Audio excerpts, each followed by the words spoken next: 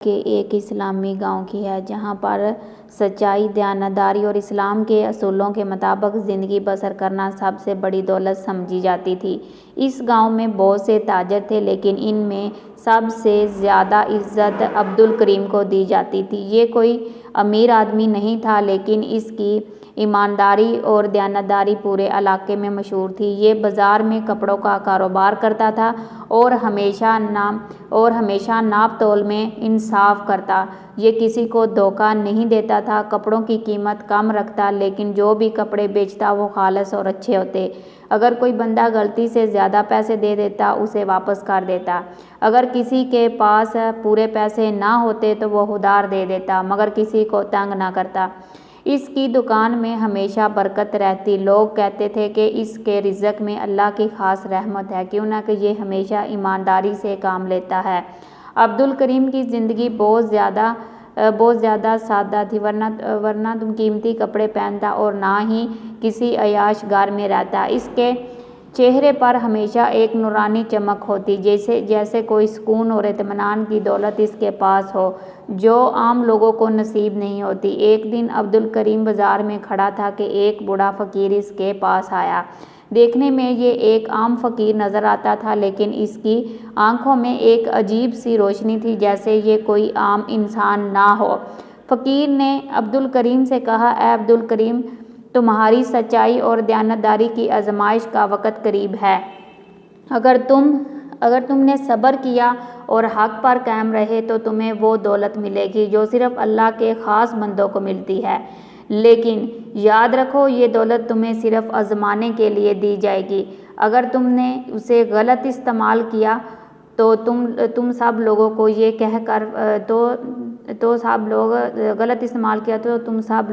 कहकर फ़कीर वहाँ से ये सब कुछ कहकर फ़कीर वहाँ से चला गया। अब्दुल करीम सोचता था, ऐसे ही कहा इलाका था जिसे घेरते गुरबा था। लोग कहते थे कि वहाँ किसी ज़माने में एक अजीम शान वो खुला महल था, लेकिन अचानक वो किसी अजान की वजह से वीरान हो गया। कोई भी नहीं वहाँ मौजूद था। साहब इसने कहा, मेरे पीर ही कुरान पाक में एक दरवाज़ा मिलेगा जो सिर्फ़ ईमानदारों के लिए खुलता है। जैसे ही अब्दुल करीम की आँख खुली और इसका दिल बेचैन हो गया। जब अब्दुल करीम खंडरात में पहुँचा तो वहाँ का माहौल अजीब सा था। हर चीज़ वीरान और सुनसान थी, जैसे सदियों से यहाँ कोई ना आया। अचानक इसकी नज़र एक कदीम दीवार जिसमें ये बड़ा, इस दरवाज़े पर एक इबारत लिखी थी कि ये दरवाज़ा सिर्फ़ सच्चे लोगों के लिए खुलेगा। जो झूठा खोलने की कोशिश करे तो खोलने की कोशिश की तो इसी की बात करेंगे। क्या हुआ है तो मैंने इनसे नहीं कभी एक अजीब सी और वो फ़कीरी, लेकिन ये सिर्फ़ तुम्हारा नहीं है, अल्लाह ने तुम्हें आज़माने के लिए चुना है। अगर तुमने उसे अपनी ज़ात के लिए इस्तेमाल किया तो तुम सब कुछ खो दोगे। अब्दुल करीम ने अल्लाह का शुक्र अदा किया और वादा किया कि वो ख़जाने को सिर्फ़ नेकी के कामों में इस्तेमाल करेगा। अब्दुल करीम ने वो ख़जाना गांव की फलाही कामों में लगा दिया। इसने एक बड़ा मदरसा बनवाया जहां गरीब बच्चों को मुफ्त तालीम दी जाती। इसने एक कुआं खुदवाया ताकि पूरे गांव को मीठा पानी मिल सके। इसने एक मुसाफिर खाना तमीर करवाया ताकि दूर दराज से आने वाले मुसाफिर आराम कर सके। जल्द ही इसकी ईमानदारी की शोहरत और भी बढ़ गई। इसके कारोबार में भी बरकत होगी, लेकिन इसने अपनी ज़िंदगी को नहीं छोड़ा। लोग इससे मज़ीद मोहब्बत करने लगे। अब्दुल करीम की इतनी ईमानदारी और सखावत की वजह से पूरा गांव खुशहाल हो चुका था। मदरसा, कुआं, मुसाफिर खाना सब कामयाबी से चल रहे थे, लेकिन जैसे जैसे इसके नेक कामों की शोहरत बढ़ रही थी, वैसे वैसे कुछ लोगों के दिलों में हसद पैदा होने लगी। ख़ास तौर पर इन ताजरों में से एक मुश्ताक नामी ताजर था, जो हमेशा धोखा दही से माल बेचता था और अब्दुल करीम से सख्त जलता था। एक रात मुश्ताक ने अपने साथियों के साथ एक खुफिया मीटिंग की। मुश्ताक ने गुस्से से कहा, हमें अब्दुल करीम को किसी भी तरह रोकना होगा। अगर वो इस तरह ईमानदारी से काम करता रहा तो हम बर्बाद हो जाएंगे। अचानक इस के एक साथी ने कहा तो लोग हमारे खिलाफ हो जाएंगे। मुश्ताक ने मकारी से मुस्कुराते हुए कहा, हमें ऐसा वार करना होगा कि लोग खुद इसके खिलाफ हो जाएं। हमें इसके राज का पता लगाना होगा। मुश्ताक और इसके साथियों ने कई दिन अब्दुल करीम पर नज़र रखी। आखिरकार एक रात अब्दुल करीम ईशा की नमाज के बाद बाहर निकला तो वो चुपके से इसके पीछे चल दिए तो लोग हमारे खिलाफ ना हो जाएं। मुश्ताक ने मकारी से मुस्कुराते हुए कहा, हमें ऐसा वार करना होगा कि लोग खुद इसके खिलाफ हो जाएं। हमें इसके राज का पता लगाना होगा। मुश्ताक और इसके साथियों ने कई दिन अब्दुल करीम पर नज़र रखी। आखिरकार एक रात जब अब्दुल करीम ईशा की नमाज के बाद बाहर निकला तो उसने उसका पीछा किया तो वो पीछा करते करते खंडरात की तरफ चल रहा था। मुश्ताक और इसके साथियों का शक सच साबित हुआ।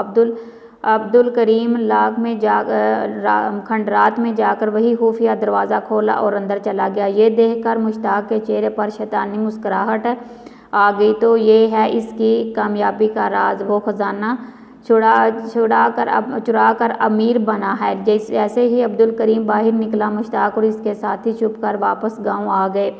अगली सुबह मुश्ताक ने पूरे बाजार में शोर मचा दिया, ऐ लोगों, तुम सब अब्दुल करीम को ईमानदार समझते हो, लेकिन हकीकत कुछ और है। वो रोज़ रात को खुफिया खंडरात में जाता है जहां इसका चोरी शुदा खजाना छुपा हुआ। ये सुनकर लोग हैरान रह गए कि किसी ने कहा, यह कैसे हो सकता है? हमें तो हमेशा इसे नेक और दयानतदार पाया है। मुश्ताक ने चैलेंज किया, अगर यकीन नहीं आता तो चलो मेरे साथ जाकर वही खुफिया दरवाज़ा खोलो और अंदर